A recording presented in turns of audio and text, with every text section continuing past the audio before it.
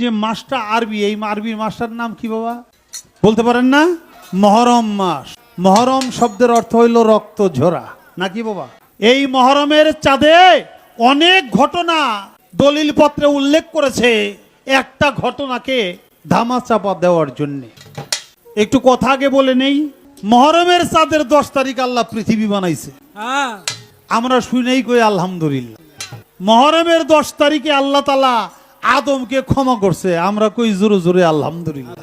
আলহামদুলিল্লাহ। মহরমের 10 তারিখে ইব্রাহিম খলিলকে আগুন থেকে আল্লাহ মুক্তি করছে, জোরে জোরে কই আলহামদুলিল্লাহ। আলহামদুলিল্লাহ। এই মহরমের 10 তারিখে ইসমাইল জাবিউল্লাহকে কুরবানি করেছিল, আল্লাহ তাআলা বেহেশত থেকে দুম্বা পাঠাইয়া কুরবানি করে দিছে, আমরা জোরে জোরে কই আলহামদুলিল্লাহ।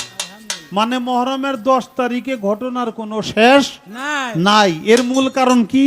100টা ঘটনা তৈরি করা হয়েছে এই কারণে, যেমন এই মহরমের 10 তারিখে ইমাম হোসেন আলাইহিস সালাম 72 জন নবী পরিবার নিয়া, শিশু নারী সহ 72 জন নবী পরিবার লইয়া এই মহরমের 10 তারিখে কারবালার প্রান্তরে নির্মমভাবে ইয়াজিদ তাকে তার সৈন্যবাহিনী দিয়া হত্যা করেছিল, নাকি?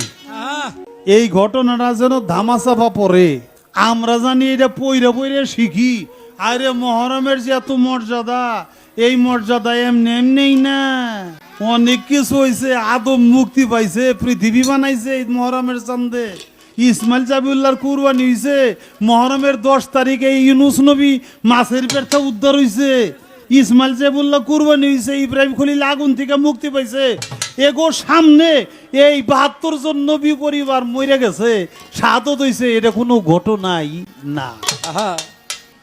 এইটা মনে করানোর জন্য মুসলমান, ইমানি মুসলমানদের আত্মা থেকে, হৃদয় থেকে এই মহরমের চাঁদে এই 10 তারিখের যে নির্মম ঘটনা, পৃথিবীর ইতিহাসে এই ঘটনাকে ধামাচাপা দেওয়ার জন্য হাজারোটা ঘটনা তৈরি করা হয়েছে। মূল হলো মহরমের চাঁদের যে ঘটনা 10 তারিখের ইমাম হোসেন আলাইহিস সালাম 72 জন নবী পরিবার নিয়ে শহীদ হয়েছিল।